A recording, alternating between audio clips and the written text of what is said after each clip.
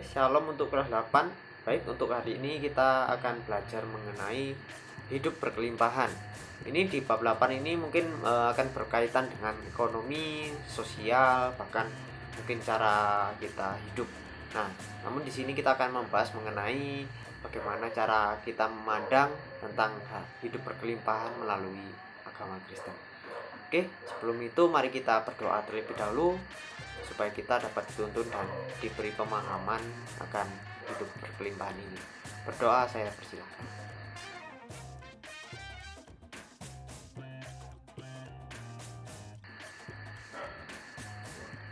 Berdoa selesai. Oke, di dalam hidup berkelimpahan orang Kristen itu pasti ya tidak orang Kristen saja, tapi mungkin setiap orang ingin merasakan hal ini, hidup berkelimpahan. Mungkin secara mindset, secara pandangan kita awam atau umum, nah hidup berkelimpahan itu mungkin penuh kaya raya, mungkin banyak uang, mungkin punya banyak segalanya, banyak harta dan lain sebagainya. Tapi bagaimana kacamata agama Kristen atau kacamata iman kita sebagai orang Kristen itu hidup berkelimpahan itu bagaimana sih? Nah, kita akan lanjut. Nah, di dalam literasi Alkitab kita ambil dari Mazmur 37 ayat 23 sampai 26. Hidup berkelimpahan itu seperti layaknya hidup kecukupan, senantiasa diberkati dari segala karya yang dijalani sepanjang hidupnya. Jadi hidup kita itu diberi kecukupan, senantiasa diberkati segala karya yang dijalani sepanjang hidup. Nah, jadi kalau tadi di kacamata umum kita diperlihatkan bahwa hidup berkelimpahan itu kaya raya, hidup berkelimpahan itu punya mobil mewah, punya harta dan lain sebagainya. Nah, di sini Tuhan mengatakan di dalam Mazmur, hidup berkelimpahan itu seperti layaknya kita yang sudah diberi hidup kecukupan. Nah, hidup kecukupan itu ya tidak bisa kita bilang kaya raya, tapi mungkin hidup kecukupan itu segala apapun yang kita butuhkan itu ada. Mungkin kita lapar ya, saya lapar, di depan saya ya ada makanan. Nah, cukup kan ada makanan. Mungkin kita butuh sesuatu, kita punya untuk memenuhinya, mungkin seperti itu. Nah, kalau dikatakan senantiasa diberkati, nah setiap saat itu kita selalu diberkati kan sama Tuhan. Nggak mungkin tidak, sedetik pun kita tidak mungkin tidak diberkati sama Tuhan. Nafas ini adalah berkat. Nah, jadi di sini dikatakan segala karya. Jadi segala usaha kita, segala apa yang kita jalani itu pasti Tuhan senantiasa menuntut kita. Nah, di dalam 1 Korintus 15 ayat 54 sampai 58 ini kita dikatakan terhindar dari kebinasaan, beroleh keselamatan dan hidup yang kekal. Nah, hidup berkelimpahan menurut 1 Korintus ini ya, kita dikatakan bisa terhindar dari kebinasaan, beroleh keselamatan dan hidup yang kekal. Bisa dibilang kita kalau kemanapun aman, kalau dimanapun kita tidak was-was, kita mengalami damai sejahtera dalam kehidupan kita, itu termasuk juga hidup berkelimpahan. Nah, jadi dari kedua ayat ini mungkin banyak sekali ya di Alkitab literasi tentang hidup berkelimpahan, tapi di sini di materi diambil dari ini saja. Mungkin dari dua ayat ini, dua perikop ini dikatakan bahwa hidup berkelimpahan itu tidak sekedar orang punya harta, orang punya kekayaan dan lain sebagainya, tapi hidup berkelimpahan itu dapat mensyukuri kecukupan, diberkati setiap hari, juga mengalami damai sejahtera di dalam kehidupan kita masing-masing, termasuk juga tadi terhindar dari kebinasaan, selamat. Nah, mungkin itu salah satunya hidup berkelimpahan. Orang sehat itu ya selamat dari apapun, itu juga hal yang luar biasa ya. Kalau mungkin orang yang tidak sehat bakalan menderita. Mungkin orang yang tidak sehat mungkin kekayaannya akan semakin habis. Nah, tapi kalau orang berkecukupan, mungkin orang yang senantiasa bersyukur, mungkin akan selalu diberkati sama Tuhan. Nah, kita akan lanjut. Nah, arti berkelimpahan. Menurut KPBI, nah ini secara umum berkelimpahan berasal dari kata melimpah yang artinya sangat penuh, meluap yang intinya memiliki persediaan sampai melebihi takaran yang ada. Nah, jadi secara umum ini bisa dibilang berkelimpahan itu sangat memiliki banyak sekali hal. Mungkin banyak uang, banyak harta, banyak materi. Nah, sampai meluap-meluap sampai bisa dibilang satu rumah segedung aja uangnya tidak bisa menampung ya, tidak bisa ditampung saking banyaknya. Tapi secara iman Kristen itu tadi sudah terjelaskan ya, hidup berkelimpahan itu tidak sekedar harta, tapi juga mungkin berkat dari Tuhan, karunia, mungkin juga kemampuan. Nah, nanti saya akan perlihatkan pada kalian mungkin berkelimpahan seperti apa yang diberikan sama Tuhan. Nah, di sini kita belajar pelajaran agama Kristen, makna berkelimpahan dalam agama Kristen. Nah, disebut kelimpahan berkat dan banyak diberkati itu apakah maksudnya kira-kira? Nah, di sini kita tahu berkelimpahan itu tidak sekedar harta, tapi berkat dari Tuhan. Nah, tugas saya berikan di tengah, silakan dikerjakan. Kamu harus mencari tentang teologi kemakmuran. Silahkan dicari di internet, bisa dicari dan diberikan link di bawahnya, disertakan. Jangan cuma kopas dan mengambil pendapat orang. Kalau bisa kamu juga memberi pendapat. Oke, itu tugasnya.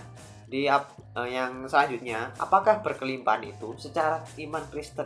Berkelimpahan itu bagaimana? Nah, kita pelajari melalui beberapa poin berkelimpahan itu bagaimana. Nah, yang pertama, poin pertama itu Tuhan memberi penyertaan tuh tiada henti. Penyertaan Tuhan yang tak terhentikan. Nah, Tuhan selalu menyertai kita dong.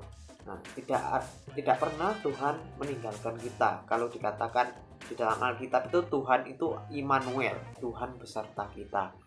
Tuhan selalu menyertai umatnya dan tidak pernah meninggalkan ciptaannya. Nah, jadi kita bisa dibilang kalau belajar di dalam Kejadian, Tuhan menyatakan hal itu. Tuhan sadar bahwa Dia membutuhkan partner, yaitu manusia, agar bumi ini dapat terkoordinir, dapat terawat dengan baik dengan manusia. Nah, oleh karena itu Tuhan masih peduli terhadap ciptaannya, terlebih terhadap manusia, kita ini ya. Nah, sampai kasih yang terbesar di antara kasih. Nah, terbesar di antara kasih, saking kepeduliannya Tuhan menjelma menjadi manusia untuk memperdulikan kita secara langsung. Tuhan Yesus datang ke dunia menjadi manusia, dekat dengan kita, ingin menunjukkan kasihnya, ingin menunjukkan hatinya bahwa Dia ini loh peduli pada kita supaya kita kembali kepada Allah. Nah, dari situ kita dapat mengetahui berkelimpahan itu adalah hasil pengorbanan Tuhan atau kasih dari Tuhan. Nah, dari selanjutnya, sampai saat ini Tuhan pun tidak pernah mencabut penyertaannya pada umatnya melalui perantara Roh Kudus yang selalu bersemayam di dalam setiap umatnya. Roma 15 ayat 13. Nah, di sini dapat kita ketahui walaupun Tuhan Yesus sudah kembali ke surga, sudah menempatkan dirinya di sisi Allah dan tidak ada lagi di dunia, tapi Tuhan Yesus selalu di sisi kita melalui Roh-Nya, yaitu Roh Kudus, selalu menyertai kita, selalu membimbing kita. Mungkin dari hati nurani ya, di pelajaran kelas 7 ada hati nurani dan di situ Tuhanlah bersemayam di hati nurani. Nah, berkelimpahan itu seperti itu. Di dalam susah maupun senang, Tuhan selalu ada dan memberi kelimpahan harapan akan dirinya. Jadi mungkin di saat kita terpuruk, di saat kita mungkin down, jadi kita tetap diberikan penguatan oleh Tuhan melalui orang-orang yang dipilihnya, bahkan juga melalui perasaan dan pikiran kita. Oke, lanjutannya poin nomor 2, pemberian talenta. Ya di sini Tuhan telah memperlengkapi setiap ciptaannya dengan kemampuan khusus dan menopang setiap pekerjaannya. Nah, jadi manusia itu diberikan setiap bakat dan talenta ya. Bakat dan talenta ini tidak hanya diam, dipendam saja. Kalau di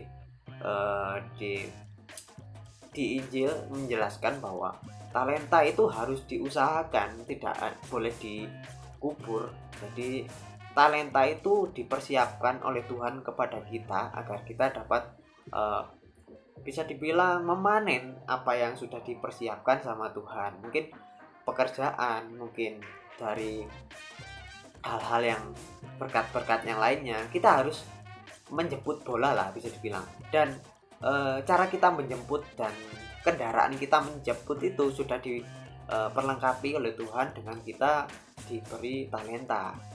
So, kita bisa berlari, kita bisa bekerja, kita bisa melakukan aktivitas, semua itu adalah talenta Tuhan. Mungkin talenta-talenta khusus yang bisa kalian punya itu juga dapat memberkati orang lain. Nah, itu juga termasuk bukti dari apa ya? Bukti dari berkat kelimpahan yang Tuhan berikan, hidup berkelimpahan. Nah, jadi bagaimana kamu menyikapi talenta itu? Apakah kamu bersyukur? Apakah kamu hanya diam saja? Nah, di situ kelimpahan yang Tuhan berikan itu sebenarnya sangat banyak. Justru juga di dalam buah roh, Tuhan juga menyertakan talenta-talenta khusus dari roh-roh Tuhan untuk kita menjadi sarana berkat bagi orang lain. Nah, banyak sekali bisa dilihat di Efesus ya. Oke, yang ketiga adalah berkecukupan. Yang tadi di Mazmur sudah dikatakan juga berkecukupan. Nah, berkecukupan adalah berkat kelimpahan yang Tuhan berikan setiap orang yang mau bersyukur akan pemberiannya. Nah, berkecukupan itu tidak melulu orang yang sudah mapan, orang yang sudah ada sponsor ya. Orang yang sudah mapan, orang yang sudah punya kekayaan atau mempunyai apapun. Nah, berkecukupan itu cukup dengan hal yang simpel, yaitu mensyukuri apa yang ada di depan kita. Jadi orang yang dapat bersyukur itu dapat memiliki kecukupan dan memiliki hati yang ikhlas, bisa dibilang seperti itu.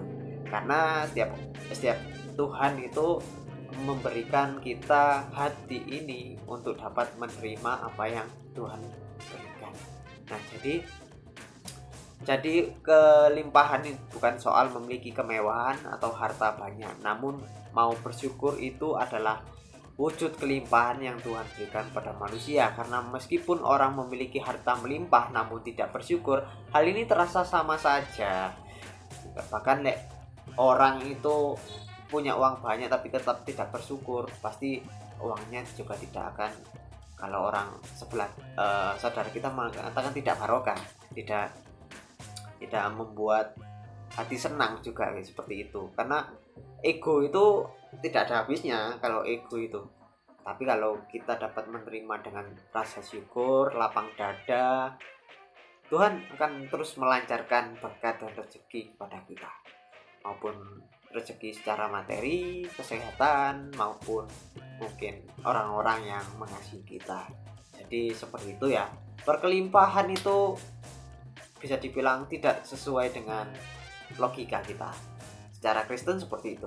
Jadi berkelimpahan itu adalah sikap kita untuk menerima berkat yang diberikan pada kita. Oke, jadi itu saja untuk pembahasan kali ini. Kalau ada yang kurang dipahami, silahkan ditanyakan. Tugasnya bisa dilihat kembali di tengah tadi. Oke, selamat belajar. Tuhan Yesus memberkati.